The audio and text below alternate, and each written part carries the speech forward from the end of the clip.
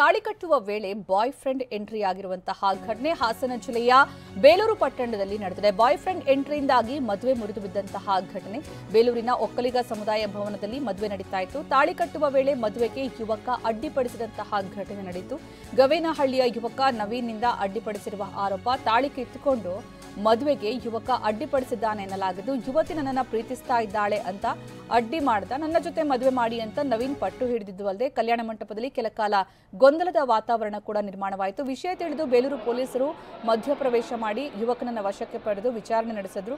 ತನಗೆ ಮೋಸ ಮಾಡಿ ಮದುವೆ ಅಂತ ನವೀನ್ ಆರೋಪ ಮಾಡಿದ. ಪ್ರೀತಿ ವಿಚಾರ ತಿಳಿದು ಮದುಮಗ ಅಲ್ಲಿಂದ ಹೊರಟು ಹೋದಂತಹ ಘಟನೆ. ವರ ಪ್ರಮೋದ್ ಕುಮಾರ್ ಬೇಲೂರು ಪೊಲೀಸ್ ಠಾಣಾ ವ್ಯಾಪ್ತಿಯಲ್ಲಿ ಈ ಘಟನೆ ನಡೆದಿದೆ.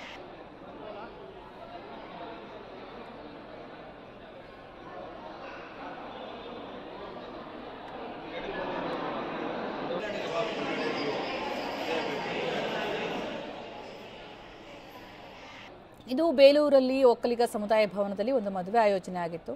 ಅಲ್ಲಿ ಸಿನಿಮೀಯ ರೀತಿಯ ಒಂದು ಘಟನೆ ನಡೀತು. ಯಾವ ರೀತಿ ಅಂದರೆ, ತಾಳಿ ಕಟ್ಟೋ ಸಂದರ್ಭದಲ್ಲಿ ಇನ್ನೇನು ತಾಳಿ ಕಟ್ಟಬೇಕು ಅಷ್ಟೊತ್ತಿಗೆ ವ್ಯಕ್ತಿಯೊಬ್ಬ ಎಂಟ್ರಿ ಆಗ್ತಾನೆ. ತಾನು ಆಕೆಯ ಬಾಯ್ ಫ್ರೆಂಡ್, ನಾವಿಬ್ರು ಪ್ರೀತಿಸ್ತಾ ಇದ್ದೀವಿ, ಆದರೆ ನನಗೆ ಮೋಸ ಮಾಡಿ ಮದುವೆ ಮಾಡಲಾಗ್ತಾ ಇದೆ ಅಂತ ಆತ ಆರೋಪ ಮಾಡ್ತಾನೆ. ತಕ್ಷಣ ಸ್ಥಳದಲ್ಲಿ ಗೊಂದಲದ ವಾತಾವರಣ ನಿರ್ಮಾಣ ಆಗುತ್ತೆ. ಪೊಲೀಸರ ಎಂಟ್ರಿ ಕೂಡ ಆಗುತ್ತೆ. ಮದುವೆ ಮುರಿದು ಬೀಳುತ್ತೆ. ಬೇಲೂರಿನ ಒಕ್ಕಲಿಗ ಸಮುದಾಯ ಭವನದಲ್ಲಿ ತಾಳಿ ಕಟ್ಟೋ ವೇಳೆ ಮದುವೆಗೆ ಯುವಕ ಅಡ್ಡಿಪಡಿಸಿ ತಾಳಿ ಕಿತ್ತುಕೊಂಡು ಒಂದು ರೀತಿಯಲ್ಲಿ ಹೈ ಡ್ರಾಮಾ ಸೃಷ್ಟಿ ಮಾಡಿರುವಂತಹ ಘಟನೆ ಇದು. ಯುವತಿ ನನ್ನನ್ನು ಪ್ರೀತಿ ಮಾಡ್ತಾ ಇದ್ದಾಳೆ, ನನ್ನ ಜೊತೆಗೆ ಮದುವೆ ಮಾಡಿ ಯಾಕೆನಾ ಅಂತ ಆತ ಪಟ್ಟು ಹಿಡಿತಾನೆ. ಸ್ಥಳದಲ್ಲಿ ಕಲ್ಯಾಣ ಮಂಟಪದಲ್ಲಿ ಕೆಲ ಕಾಲ ಗೊಂದಲದ ವಾತಾವರಣ ನಿರ್ಮಾಣವಾಗುತ್ತೆ. ಈ ಬಗ್ಗೆ ಹೆಚ್ಚಿನ ಮಾಹಿತಿ ನೀಡ್ತಾರೆ ನಮ್ಮ ಪ್ರತಿನಿಧಿ ಮಂಜುನಾಥ್. ಮಂಜುನಾಥ್, ನಿಜಕ್ಕೂ ಸಿನಿಮೀಯ ರೀತಿಯ ಘಟನೆ ಅಂತ ಅನ್ಸುತ್ತೆ. ಆ ಯುವತಿಯ ಸ್ಟ್ಯಾಂಡ್ ಏನಾಗಿತ್ತು ಈ ಸಂದರ್ಭ? ಈ ಘಟನೆ ನಡೆದಿರ್ತಕ್ಕಂಥದ್ದು ಹಾಸನ ಜಿಲ್ಲೆ ಬೇಲೂರು ಪಟ್ಟಣದಲ್ಲಿ ನಡೆದಿರ್ತಕ್ಕಂಥ ಘಟನೆ. ಏನು ಶಿವಮೊಗ್ಗ ಮೂಲದ ಯುವಕ ಹಾಗೆ ಹಾಸನ ಜಿಲ್ಲೆ ಬೇಲೂರಿನ ಯುವತಿ ನಡುವೆ ಮದುವೆ ನಿಶ್ಚಯ ಆಗಿತ್ತು. ಇವತ್ತು ಬೇಲೂರಿನ ಒಕ್ಕಲಿಗರ ಸಮುದಾಯ ಬಂದಲ್ಲಿ ಮದುವೆ ಕೂಡ ನಡೀತಾ ಇತ್ತು. ಏಕಾಏಕಿ ಮದುವೆ ಮುಹೂರ್ತ ಸಮಯಕ್ಕೆ ಒಬ್ಬ ಯುವಕ ಹಾಸನದ ನವೀನ್ ಅಂತಕ್ಕಂಥ ಯುವಕ ಪ್ರತ್ಯಕ್ಷ ಆಗಿ ಈಕೆ ತನ್ನನ್ನು ಲವ್ ಮಾಡ್ತಾ ಇದ್ದು, ತಾನೇ ಈಕೆಯನ್ನು ಮದುವೆ ಆಗಬೇಕು ಅಂತೇಳಿ ಮದುವೆ ನಿಲ್ಲಿಸಿದ್ದಾನೆ.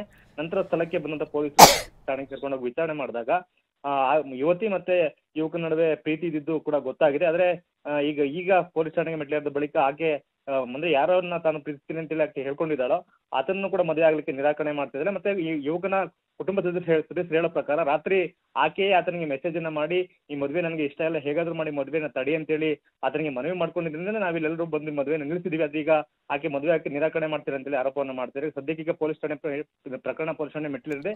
ಪೊಲೀಸರು ವಿಚಾರಣೆ ನಡೆಸ್ತಾ ಇದ್ದಾರೆ. ವಿಚಾರಣೆ ಬಳಿಕ ಮತ್ತಷ್ಟು ಸತ್ಯ ಬಯಲಾಗಬೇಕಾಗಿದೆ. ಸುಕನ್ಯಾ, ಧನ್ಯವಾದ ಮಂಜುನಾಥ್.